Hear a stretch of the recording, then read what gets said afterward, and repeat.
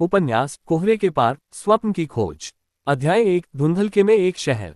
शहर का नाम था अमरावती। ये नाम भले ही अमरता का प्रतीक था, लेकिन शहर खुद एक अजीब से धुंधलके और ठहराव में जी रहा था। अमरावती की हर इमारत, हर गली और हर चेहरा एक ही बात कहता था, यहाँ सब कुछ है सिवाय रंगों और उत्सुकता के। यहाँ के लोग अनुशासित थे, सफल थे, पर किसी अदृश्य नियम के तहत अपने स्वप्न देखना भूल चुके थे।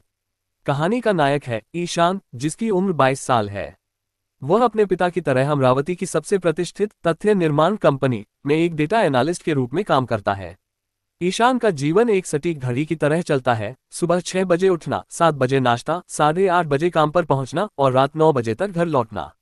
ये चक्र अमरावती के हर नागरिक का था और इसे सामान्य जीवन कहा जाता था। झड़ता वृक्ष विसंगति। एक शाम जब ईशान अपनी रोज की बस में घर लौट रहा था, तो उसकी निगाह खिड़की से बाहर लगे एक पुराने सूखे पेड़ पर पड़ी।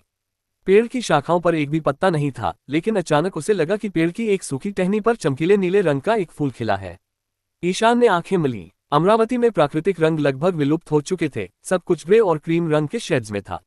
इतना गहरा नीला रंग तो उसने कभी किसी तस्वीर में भी नहीं देखा था। बस आगे निकल गई, लेकिन वह दृश्य ईशान के मन में अटक गया। पुरानी डायरी। उस रात अपने कमरे में, जो कि पूरी तरह से कार्यात्मक था पर भावनात्मक रूप से खाली था, ईशान को अपनी दादी माँ की एक पुरानी लकड़ी की पेटी मिली। दादी, जो बचपन में उसे अजीबोगरीब कहानियां सुनाया करती थीं, अमरावती के सामान्य जीवन के समर्थक नहीं थीं। पेटी के अंदर कपड़ों के नीचे एक भूरे रंग की चमड़े की डायरी दबी हुई थी। डायरी का पहला पन्ना खुला। उस पर दादी की कांपती लिखावट में एक वाक्य लिखा था। बेटे, अमरावती तुम्हें बताएगी कि सपनों का कोई वजूद नहीं है, लेकिन सच यह है कि स्वप्न ही दुनिया का असली रंग है। उन्हें ढूंढने की चाबी कोहरे के पार छिपी है। और उसके नीचे स्याही से उसी चमकीले नीले रंग का एक छोटा सा फूल बना हुआ था। द्वंद्व। ईशान का मन तेजी से 2 हिस्सों में बंट गया। एक हिस्सा, जो अमरावती की प्रशिक्षण का परिणाम था, कह रहा था कि यह एक त्रुटि है, एक भ्रम है, और उससे सुबह उठकर सामान्य जीवन शुरू करना चाहिए। दूसरा हिस्सा, जो शायद बचपन से ही कहीं दबा हुआ था, उस नीले फूल और दादी की रहस्यमय बातों की तरफ खींच रहा था।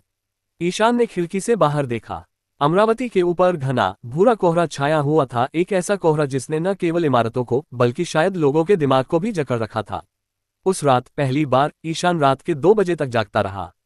उसने तय किया कि वह इस सत्य को जानेगा। वह उस नीले फूल की और उस रहस्यमय स्वप्न की चाबी की खोज करेगा। आगे की कहानी जानने के लिए सब्सक्राइब करें और शेयर करें।